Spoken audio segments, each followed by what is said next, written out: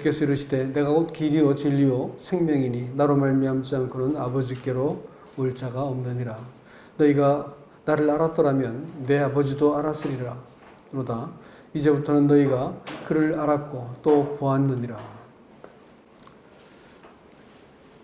예수님께서 이제 십자가를 지기 위해서 사랑하는 제자들을 떠나기 직전에 그 다락방에서 나누던 교제입니다. 그런데 문제가 생겼어요. 뭐냐면 예수님은 떠나시고 예수님은 뭐라 말씀하시냐면 내가 가는 길을 너희가 알 거야 라고 말씀했는데 좀 몰라요 이렇게 말을 한 거예요.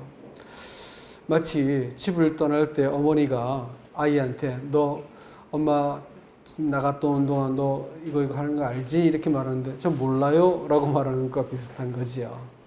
만일 이런 일이 우리가 만일 주님 오실 때 우리 주님께서 우리가 그렇게 주님이 기대한 사람을 만날 것으로 이렇게 기대하시고 찾아오셨는데 너무 이렇게 뜻밖의 사람이 있으면 주님께서 또 놀라시겠죠. 신앙생활은 하나님하고 내가 같은 데를 바라보고 같이 공감을 하고 동행할 수 있는 것인가 라는 문제입니다. 근데 이 점에 있어 가지고 제자들은 무지를 나타냅니다. 도마는 좀 제가 주님이 어디로 가는지 어떻게 알아요? 주님이 어디로 가는지 모르니까 길도 몰라요. 이렇게 말하고 또 빌립은 하나님을 보여주십시오 뭐 한다든지 또 다른 제자는 왜 세상에 주님을 나타내지 않고 자꾸 죽으려고 그러세요? 이러면서 완전히 우리 주님의 뜻과 계획과는 아무 상관없는 이런 이제 엉뚱한 소리를 합니다. 주님이 참 요즘 말로 복장이 터졌겠죠. 그런데 주님께서 놀랍게도 이 제자들에게 구체적으로 말씀을 해주세요. 왜냐하면 아직까지 성령이 오기 전이기 때문에 설명을 잘 해주었습니다. 문제는 이제 성령을 모신 우리들도 주님 마음을 잘 모르고 있다는 데서 문제가 있습니다. 그래서 오늘 제자들의 이 질문을 가지고 여러분께 우리가 믿고 있는 믿음이 지금 어디쯤 와 있는지 우리 신앙이 어디에 걸려 있는지를 좀 이렇게 살펴보는 기회가 되었으면 해요. 주님이 너희가 내가 어디로 가는지 너희가 아느니라 이렇게 말씀을 했을 때 제자들이 주님이 어디로 가는지를 알았을 것이라고 하는 기대감을 가지고 말씀을 하셨겠지요. 근데 제자들이 몰랐다는 겁니다. 마땅히 알아야 되는데 알지 못했다라고 말하는 것은 뭔가 문제가 있는 겁니다. 주님이 가시는 곳은 두말할 것 없이 아버지께로 가는 것이었습니다. 이 신앙생활이라고 하는 그것이 우리가 이제 잘 생각을 하셔야 돼요. 뭐냐면 제가 이제 금민이하고 얘기를 하다가 너 왜 사니? 이렇게 물었어요. 그랬더니 아이가 무지하게 당황하더만요. 그래서 대답을 잘 못하고 해서 이제 하나하나 이제 아이를 이렇게 추적을 하면서 대화를 시도했어요. 근데 역시 대답을 못합니다. 그건 여러분도 마찬가지일걸요. 붙들어 놓고 왜 사십니까? 이렇게 물으면 대답하기 안 쉬울 겁니다. 신앙생활도 어떻게 구원받는가라는 얘기는 참 많이 하잖아요. 믿음으로 구원받는다, 은혜로 구원받는다, 뭐 얘기를 많이 하니 그건 잘 알고 있어. 근데 왜 구원받는 건데? 이렇게 말하면 또 대답이 붕해지지요. 신앙생활이 왜 하나님 믿는 건데? 라고 이렇게 물어볼 것 같으면 질문이 참 붕해집니다. 그렇죠? 그 질문이 명확하게 되지 않으면 어떻게 구원받는다라는 말은 참 시시한 말이 됩니다. 구원을 왜 받아야 되는지도 모르는데 어떻게 구원받는다는 얘기는 별로 중요하지 않죠. 여기서 주님이 우리가 지난 시간에 공부한 것처럼 내가 아버지께로 갔다가 처소를 예비해서 너희를 내가 다시 와서 너희를 나 있는 곳에 있게 할 거야 라고 말씀했습니다. 이 말씀이 오해를 받는 그것은 내가 하나님께로 가가지고 거기다가 집을 잘 지어놓을게. 그리고 네 들어오면 내가 집 한 채씩 분양해 줄게. 이 말씀이 아닌데 사람들은 그 말씀을 그 앞에 1장부터 나와 있는 말씀을 그렇게 이해합니다. 왜냐하면 예수님께서는 내가 다시 와서라고 말씀했거든요.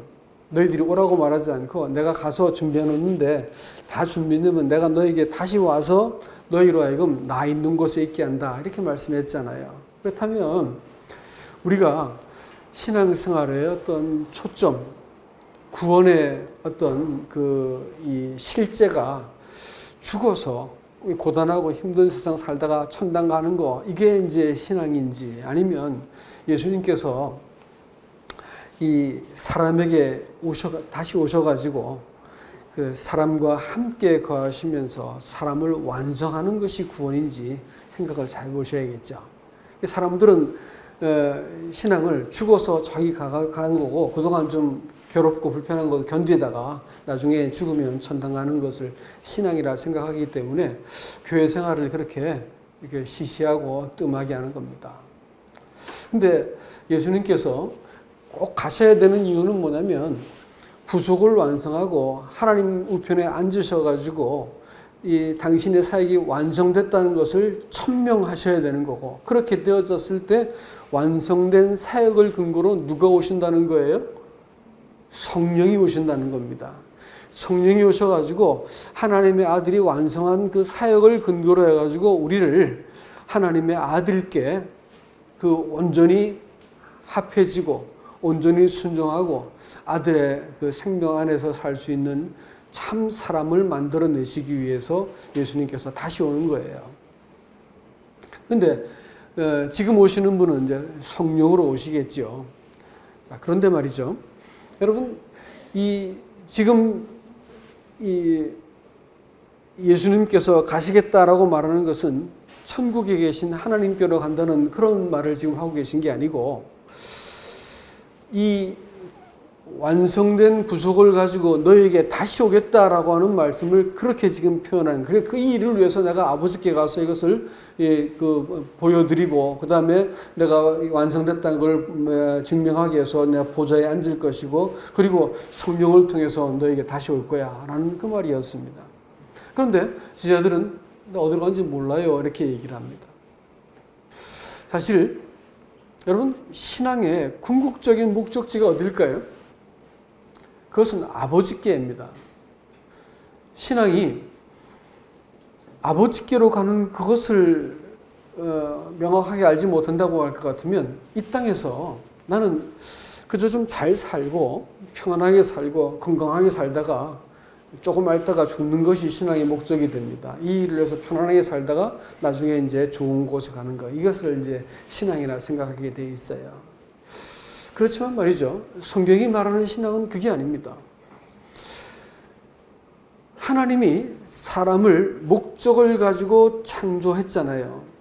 하다못해 이 컴퓨터를 이렇게 조립을 할 때도 말이죠. 우리 셋째는 전공을 컴퓨터를 해서 그런지 컴퓨터도 다 맞춰서 하더라고요. 그때 이제 자기 목적대로 컴퓨터를 맞췄으면 딱 이렇게 자기가 이렇게 값을 주고 사고 자기 의도대로 조립을 해가지고 딱 쓰게 될 때 주인 손에 딱 컴퓨터가 들어가면 이게 생명을 받잖아요. 생명력을 갖게 되는 거고 비로소 가치가 매겨지고 소용이 생기는 거예요. 하나님이 사람을 창조하셨는데 사람이 내가 하나님 겁니다라고 인정하기 전까지는 뭘까요? 존재한 적이 없는 거예요. 인생을 사실 귀신같이 사는 겁니다. 내가 하나님 겁니다라고 인정을 딱 하는 순간 비로소 인생이 하나님 손에서 이 땅에 보내진 목적이 성립이 되어지고 하나님이 그 사람을 자기의 소유로 삼아가지고 이 땅을 살게 만들 근거가 생겨버리는 거예요. 그러니까 신앙생활은 이런 의미에서 내가 하나님 겁니다라는 것을 고백할 때부터 시작하는 거예요. 그래서 구원을 뭐라고 그래요? 구속이라 그러잖아요. 하나님께서 값주고 사셨다는 거예요. 이 점이 명확하지 않으면 죄사함 아무리 깨달아도 완전히 엉터리로 살더라고요. 완전히 교회를 나오든 안 나오든 엉터리예요. 그러니까 하나님 것입니다라고 인정을 할 때 사람은 비로소 이 땅에 그때부터 존재하는 거예요. 그 전까지는 다 괴물같이 사는 겁니다. 귀신같이 사는 거예요. 그 다음에 하나님이 하늘에서 나를 창조할 때 갖고 있는 뜻을 내가 이 땅에서 그렇군요. 내가 이 땅에서 자기 실현하고 내 욕망 채우고 내 마음대로 내 원하는 대로 인생을 살기 위해서 하나님을 불러들이고 나를 도와주신 하나님 찾고 있는 동안은 사실은 하나님을 안 것도 아니고 관계를 맺은 것도 사실 아니거든요. 근데 사람들은 그걸 믿음이라 생각합니다. 아니에요. 그게 아니고 사람이 내가 이 땅에 왜 살까? 무엇 때문에 살까? 이 생각을 가만히 하고 나서 내가 나를 창조하신 하나님이 이 땅에 날 존재하게 만들었고 내가 이 땅에서 살아가는 유일한 목적은 하늘에서 품으신 뜻이 나라고 하는 사람을 통해서 이 땅에서 실현되기 위해서 내가 이 가정, 이 직장, 이 관계 속에 불려졌구나라는 것을 알게 되어질 때 사람이 살아가는 것을 그렇게 잔머리 굴리고 잔꾀 쓰고 조그만 욕심 때문에 거짓말을 하고 또 사람한테 이렇게 관계를 깨뜨려 버리고 이런 짓을 안 하는 거예요. 비로소 사람다워지게 살게 되는 거예요. 그러니까 하나님의 뜻을 사람이 딱 품게 되어졌을 때부터 사실은 사람이 이 땅에서 존재의 가치가 매겨지는 겁니다. 그 전까지 뭐라고요? 귀신 같은 겁니다. 귀신같이 사는 거예요. 교회를 나오든 안 나오든 건 귀신 같은 신앙이단 말이에요. 구원은 믿음으로 받는 게 아니고 여러분 소망으로 받는 거 아세요? 믿음으로 받는다라고 말하는 것은 방법을 얘기하는 거예요.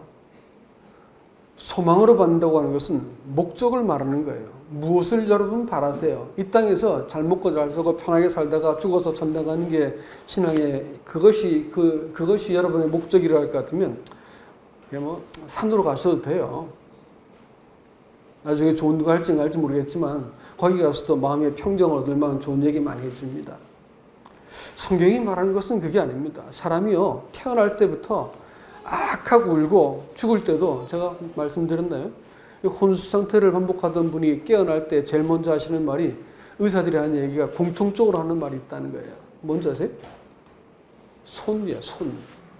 누가 내 손 좀 잡아달라는 거예요. 죽음의 위기를 안 맞고 나서 이 우주에 홀로 버려져서 둥둥 떠다니는 자기를 누군가 붙들어 주길 바라는 거예요. 태어날 때도 꽉 쥐면서 뭔가 나를 붙들어 줘야 되는 거라.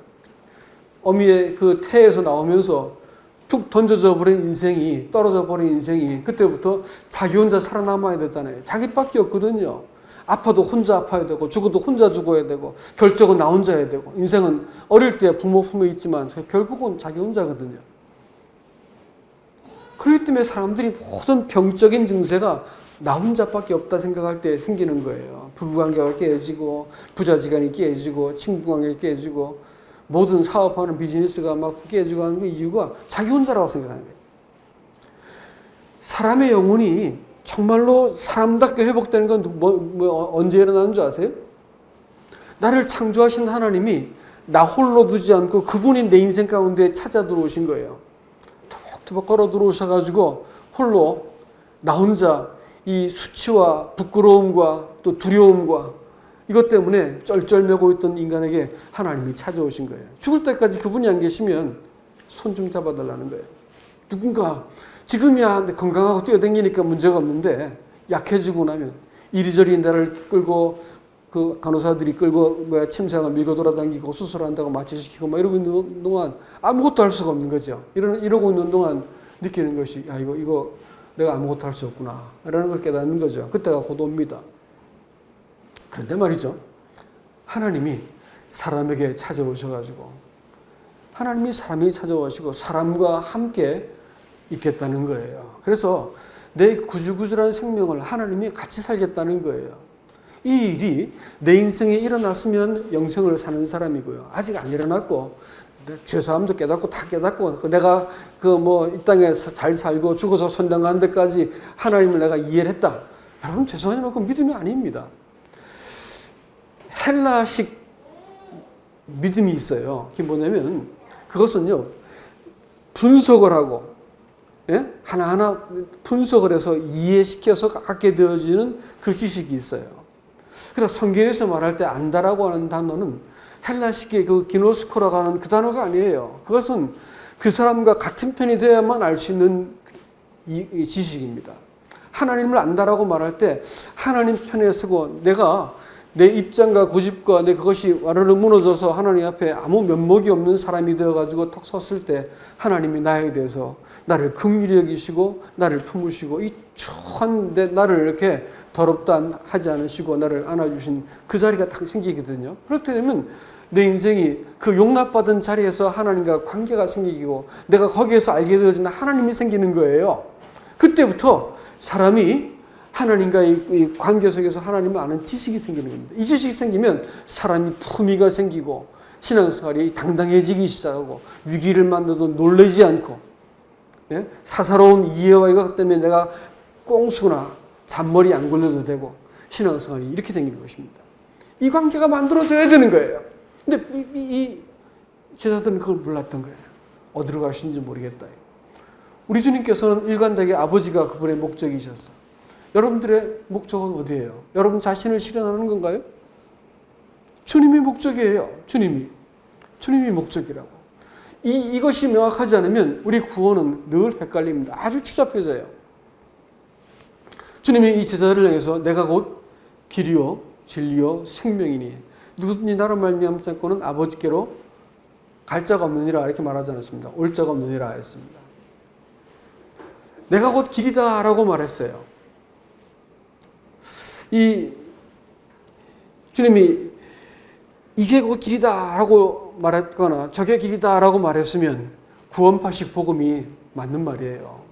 어떻게 죄사함 받는지는 어떻게 안수를 해가지고 죄가 넘어가고 용서받는지를 아주 잘 말해주기 때문에 이게 길이다 저게 길이다 라고 말할 수 있어요.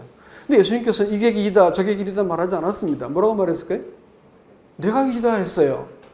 이게 길이다면 깨달으면 돼. 이해하면 되고 공부하면 돼. 그러니까 내가 길이다면 어떻게 해야 돼요? 그분과 관계가 있어야 되는 거예요. 그분의 인생에서의 성립되는 관계가 있어야 되는 거예요. 그래서 그분이 내 인생에 무슨 일을 하셨는지를 내가 말할 수 있어야 된다고요. 죄사함 깨닫는 사람은 부지기수로 만났는데 이거 물어보면 대답을 못해. 지난 한 주간 동안 무슨 일이 있었습니까? 자꾸 물어보죠. 그럼 아무 일도 없었어.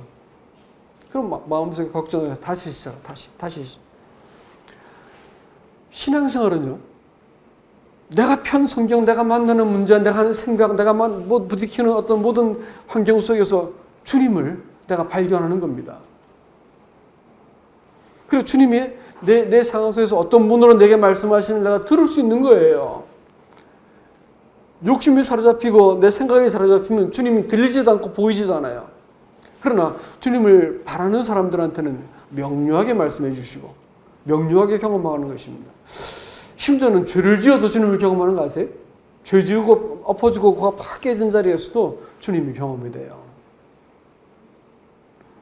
그래서 주님은 내가 길이다 이렇게 말씀을 하시는 겁니다. 이 내가 길이다라고 말씀하신 주님을 알게 되어지면 신앙생활이 이 관계 속에서 내가 하나님을 대면할 수 있게 되는 거지요.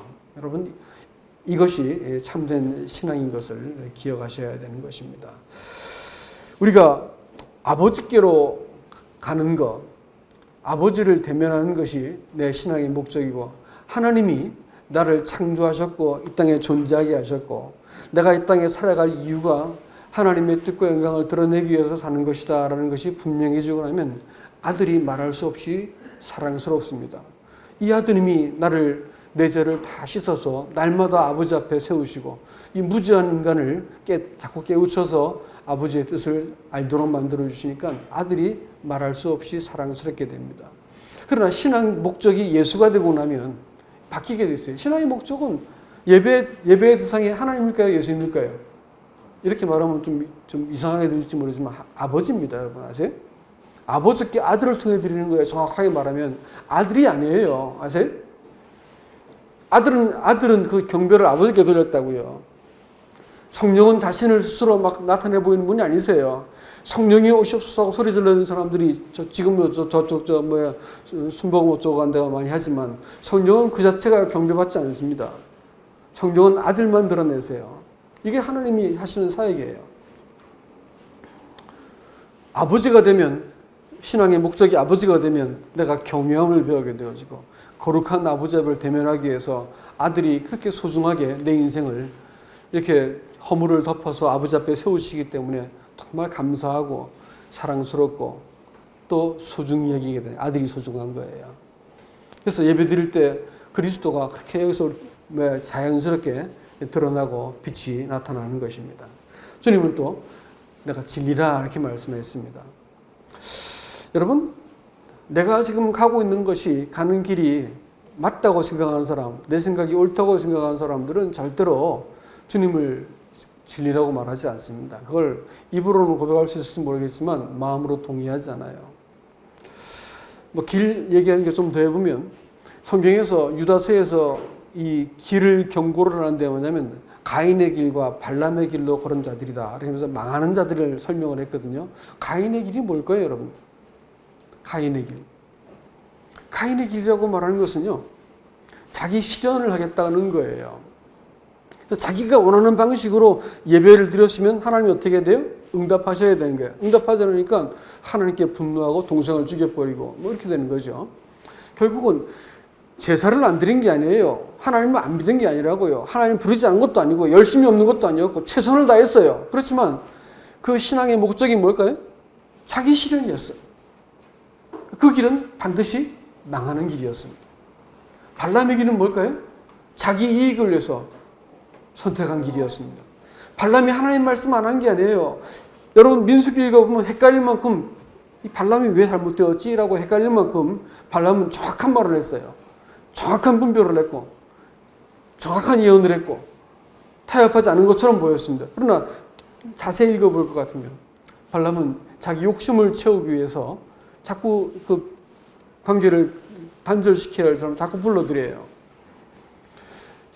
내가 말씀을 모르는 것도 아니고 내가 이해가 딸린 것도 아니고 말을 내가 잘못한 것도 아니야. 그렇지만 결국은 뭐냐면 내 이익을 위해서 하나님을 믿는다라고 할 것 같으면 나한테 이익이 안 되는 하나님은 내가 하나님 왜 믿어야 되는데? 나 예수 믿고 나서 우리 집은 손해만 봤어요. 불행해졌어요. 내가 왜 예수를 왜 믿어야 되는데? 이렇게 말을 하는 거예요. 그럼 뭐예요? 결국은 하나님 믿은 거예요? 자기를 섬긴 거예요? 하나님이 이 땅에 창조해서 이 땅에 내셨고 하나님이 그 수명을 정하시고 이 땅에 살아갈 이유를 주신 분이 하나님이신데 아니 하나님 도움이 안 된다는 거예요. 나한테. 못 믿겠다는 거예요. 이 발람의 길이죠. 반드시 망하는 길입니다. 가인의 길. 자기 생각하고 하나님 틀리니까 어떻게? 하나님한테 악다구니 하는 거예요. 동생을 죽여버리는 거예요. 가능한 일입니다.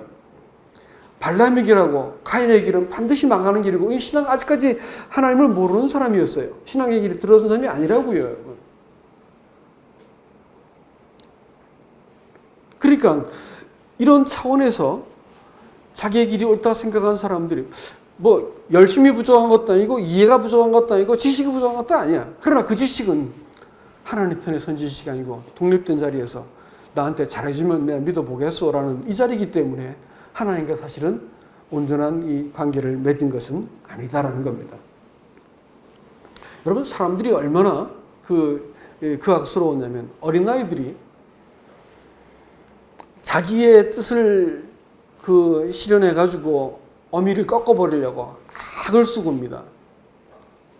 안 되면요 뒤집어지고 머리를 깨기도 하죠. 차박고 막 합니다. 이렇게 이제 처음에 뭐 해코지하다 안 되면 자해를 하죠. 그래가지고 엄마가 자기 말을 듣도록 만들어 버립니다. 애들이 안 가르쳐도 갈 줄 알아요. 아세요? 나이 먹으면 사람이 나아질까요? 안 그렇더라고. 얼마큼 교묘해지냐면 막 호의를 베풀고 희생을 하고 상대방을 미안하게 만들어. 그래가지고 나를 동의해주고 내 길을 따라주기를 바라는 거예요. 그래서 평생 하는 짓이 그거야. 다른 사람을 자기 길로 내 페이스로 끌어들이기 위해서 헌신도 하고 호의도 베풀고 선물도 주고 막 다 해. 근데 그것은 한 가지 뜻이야. 나 좀 인정해 달라는 거예요. 이러고 평생을 살아 이러고 자기 길을 가느라고 거기에 예수도 붙이고 뭐 성경도 붙이고 다 붙여도 결국 뭐냐면 자기 길을 가기 위해서 예수도 믿고 교회도 나와주고 이거 다 하는 거예요. 얼마나 추악한 일입니까?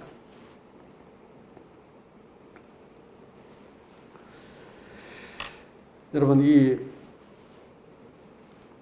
신앙생활이라고 하는 것이 그렇게 우리가 생각한 것처럼 그런 것이 아닙니다. 주님이 십자가를 지기 직전에 지자들이 이렇게 무지하고 혼돈 가운데 있었던 것처럼 오늘날 그리스도인들이 이와 같은 그 혼돈 가운데 사실 있어요. 믿는다고 생각하는 것을 믿고 있는 것이죠. 주님은 마지막으로 내가 생명이다 이렇게 말씀을 하셨어요. 이 말씀은 무슨 뜻인 줄 아세요? 이 주님이 생명이다 이렇게 이제 얘기할 때 주님은 내가 이 땅에서 먹고 배설하고 살아가는 것을 생명이라고 생각하지만 주님이 말씀하신 생명은요, 하나님이 내 속에 들어오셔서 나를 살아내시는 것을 생명이라 말하고 내가 예수님 안에 들어와서 예수님의 생명을 살아내는 걸 가지고 생명이다 이렇게 표현을 하셨어요. 이제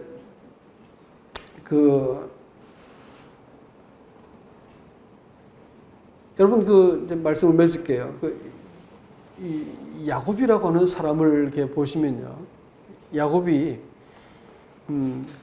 에서는 들사람이고 야곱은 조용한 사람이다 이렇게 되어 있는데 그 성경 본문에는 그 야곱을 뭐라고 표현하냐면 경건한 사람이다 이렇게 표현했어요. 창세기에 보면. 그런데도 불구하고 하나님의 뜻을 자기를 위해서 이루기 위해서 거짓말을 일삼고 협잡을 합니다. 그래서 인생을 이렇게 속아서 살죠. 그러다가 제일 마지막에 어디에서 이렇게 넘어져 있냐면 야복강에서 꺾이죠. 꺾일 때 예수님께서는 네가 누구냐 이렇게 물어보셨어요. 하나님이 참 네가 누구냐 이렇게 물어보시니까 야곱은 자기 정체에 대해서 하나님이 그 야곱을 몰랐을 리는 없지만 정체를 이렇게 밝혀야만 됐습니다. 그리고 이 야곱은 당신은 누구십니까? 이렇게 물었던 걸 봐서 지금 짐작은 하고 있지만 이분이 누군지는 잘 몰랐던 것 같아요. 근데 떠나면서 그것을 브니엘이라 불렀고 조금 뒤에 조금 더 가서 세겜에 가서는 나의 환난 날에 항상 나와 함께 하신 하나님께 단을 쌓으러 가노라 이렇게 말해서 하나님을 알아봅니다. 신앙이라고 하는 그것은 교회에 나와주고 좀 믿어주고 하는 그런 문제가 아니에요. 하나님은요, 자기의 생명을 걸고 사람한테 오셔가지고 당신의 생명을 이 구질구질한 잠깐 살다가 이렇게 금방 속절없이 늙어버리네요. 네? 저 나이 이제 60분 넘었는데 이렇게 속절없이 늙고 거울 보고 주름 피고 이러고 있는 모습 보면 한심하기 짝이 없어요. 어느새 이렇게 되어버렸어요. 이것저것 병도 많아지고요. 그렇게 되더라고요. 참 별거 없이 한평생이 지나가 버리는데 이런 인생을 하나님이 사람과 함께 거하신다는 거예요. 하나님의 뜻과 그 생명을 나한테 살아내기 위해서 내 설복을 받아내시고 나를 설득하시고 나를 이렇게 하나님 앞에 무릎 꿇게 만들어서 하나님의 아들의 고사한 생명을 살도록 나를 부르신 거예요. 이것이 내가 네 생명이다 라고 말씀하신 주님 메시지입니다. 이 자기 실현을 위해서 주님을 끌어들이는 것은 사실 믿음이 아니다라는 것을 꼭 기억하실 수 있기 바랍니다. 주님이 이 부활하시고 승천하셔서 다시 오신 것은 이렇게 주님과 함께 내가 함께 거해서 주님의 인생을 살면서 나를 완성하시기 위해서 오신 분이라는 것을 기억할 수 있기를 바랍니다. 신앙생활은 이런 의미에서 주님을 사랑하지 않으면 사실 결국 떨어져 나갈 사람들입니다. 신앙은 주님을 사랑해야만 끝까지 가는 길이에요. 사랑하지 않으면 어떤 확신, 어떤 믿음이 있어도 꼭 깨지고 말더라고요. 그래서 40년이 넘게 성도들을, 교회를 섬겼습니다. 그런데 보니까 결국은 주님을 사랑하는 사람만 남아. 여러분, 이 관계는 주님께서 사람에게 내가 네 생명이다라고 말씀하신 그것은 믿음이라고 하는 것은 이렇게 시시하고 교회에 나와주고 종교에 귀의한 정도의 관계가 아니고 하나님이 내 생명을 통해서 자신의 생명을 살아내시고 확장시키고 연장하기 위한 것이라는 것을 기억하시기 바랍니다. 십자가는 이런 의미에서 당신의 피 묻은 손을 갖고 사람을 붙드신 거고요.